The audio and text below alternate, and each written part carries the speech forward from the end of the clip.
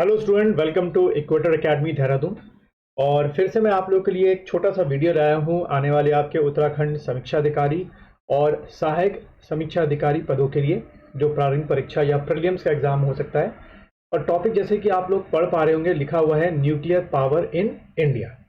क्योंकि जैसे आपको पता ही है कि लगातार ग्लोबल वार्मिंग के कारण जो हर कंट्री है वो किसकी ओर अपने आप को स्विच ऑन कर रही है। जो कन्वेंशनल एनर्जी सोर्सेज है उसको छोड़कर जो नॉन कन्वेंशनल एनर्जी सोर्सेज है और जो न्यूक्लियर पावर है उसकी तरफ क्या कर रही है, मूव ऑन कर रही है। ठीक है, जिससे कि भाई हम इन्वायरमेंट में कम से कम क्या करें, जो पोल्यूशन है वो करें। ठीक, चलिए शुरुआत करते हैं। कुछ सीधे फैक्ट्स थे जो आपके एग्जाम में मुझे लगता है कि आ सकते हैं।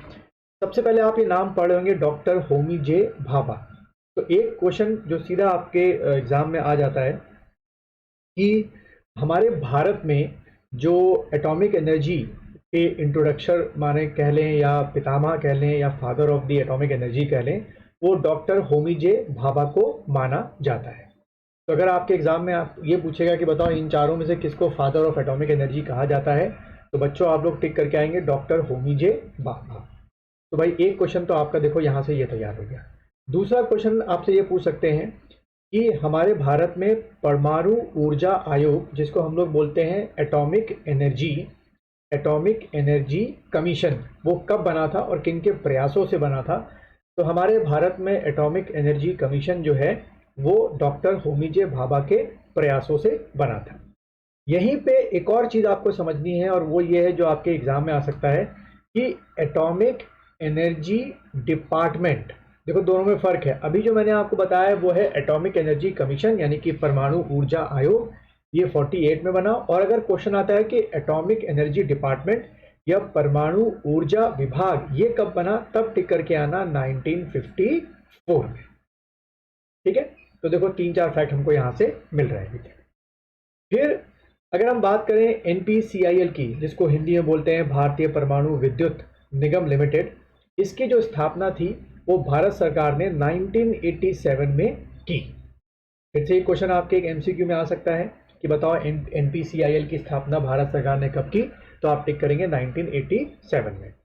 और मोटे तौर से जो एनपीसीआईएल है उसका फंक्शन क्या है, अगर हम बात करें तो जितने भी आपके न्यूक्लियर रिएक्टर हैं उनका डिज़ाइन तैयार करना, उनकी पूरी रूपरेखा तैयार करना, वो सब काम कौन करता है, एनपीसीआईएल करता है। दूसरा काम क्या होता है एनपीसीआईएल का, कि जितने भी न्यूक्लियर रिएक्टर है उनका जो कंस्ट्रक्शन होता है, ठीक है, कंस्ट्रक्शन यानी कि जो उनका निर्माण कार्य होता है, वो भी अगर एग्जाम में पूछे तो आप क्या टिक करोगे, एनपीसीआईएल करता है।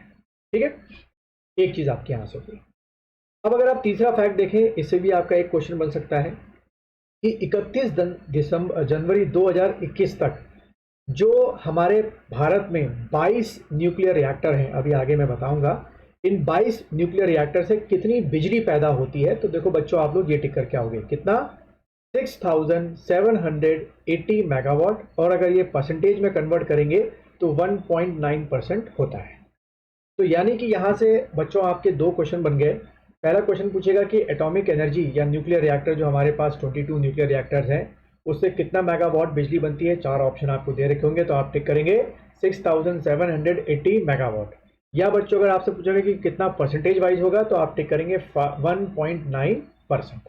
उम्मीद है आप मेरे साथ साथ इसको लिखते जा रहे हैं।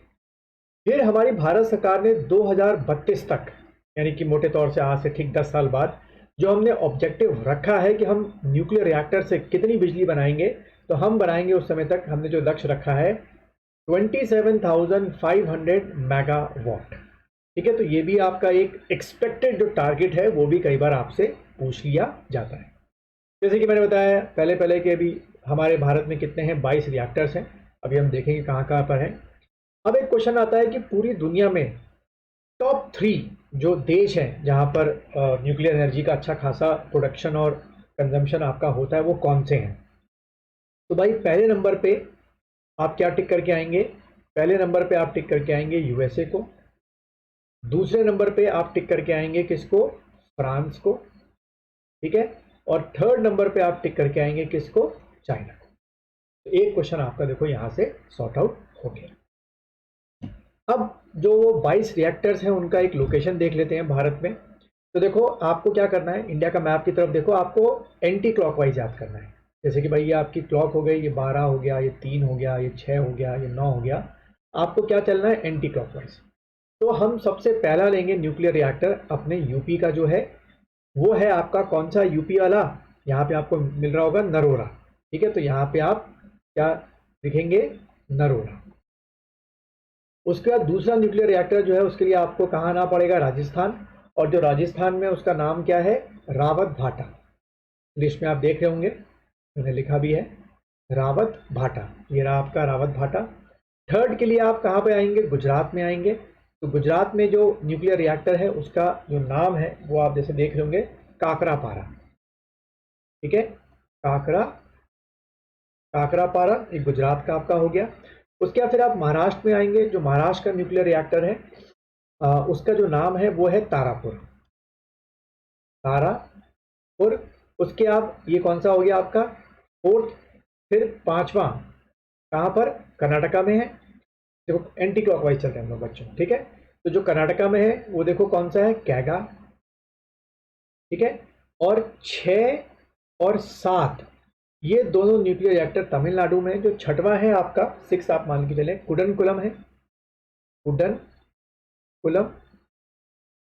ठीक है, और जो 7वां न्यूक्लियर रिएक्टर है वो है आपका कौन सा, अगर आप मैप की तरफ देखेंगे, कौन सा, कलपक्कम। ठीक है, तो आपके जो आर का एग्जाम है या पीसीएस का अपर लोअर हो गया, उसमें एक तो ये लोकेशन वाइज आपको मैच द फॉलोइंग करके पूछ लेते हैं। अब अगर आप न्यूक्लियर रिएक्टर की संख्या को देखना शुरू करें, तो जैसे कैगा में कितने न्यूक्लियर रिएक्टर हैं, 4 न्यूक्लियर रिएक्टर हैं। एक न्यूक्लियर रिएक्टर जो है वो 220 मेगावाट का है। ठीक है, 2 कहाँ पर है, काकरापारा में, फिर 2, फिर देखो यहाँ पर कितने हो गए टोटल। अगर देखें रावत भाटा में, अगर खाली रावत भाटा में देखें तो वहाँ पे आपको क्या मिलेंगे, 6 न्यूक्लियर रिएक्टर मिलेंगे। ठीक है, क्योंकि एक जो 100 मेगावाट का है, एक आपका 200 मेगावाट का, और 4 आपके 220 मेगावाट के अलग अलग न्यूक्लियर रिएक्टर हैं। ऐसी तारापुर महाराष्ट्र में आपके 4 न्यूक्लियर रिएक्टर हैं, और कुडनकुलम में 2। फिर एक क्वेश्चन क्या पूछ सकता है बच्चों आपसे इसी मैप से, कि इन सभी जगहों में सबसे ज्यादा मेगावाट का न्यूक्लियर रिएक्टर कहां पर है। तो आपको दिख ही रहा होगा, नंबर 1 पे कौन सा है, कुडनकुलम, जो कि तमिलनाडु में, कितना, 2000 मेगावाट, ये रहा आपका यहाँ पे। ठीक है, कुडनकुलम में आपका कितना, 2000 मेगावाट। और दूसरे नंबर पे अगर हम देखें तो कौन सा है, तारापुर महाराष्ट्र का, 1400 मेगावाट। और तीसरे नंबर पे राजस्थान। ठीक है, यानी कि मेगावाट के हिसाब से सबसे ज़्यादा कौन सा हो गया, तमिलनाडु। दूसरे नंबर पे आपका महाराष्ट्र, और तीसरे नंबर पे हम रख देते हैं किसको, राजस्थान। तो उम्मीद है आपको ये छोटा सा एक लेक्चर पसंद आया होगा। अगर पसंद आया है तो लाइक करो, और ज़्यादा से ज़्यादा इसको अपने दोस्तों के साथ क्या करो भाई, शेयर करो।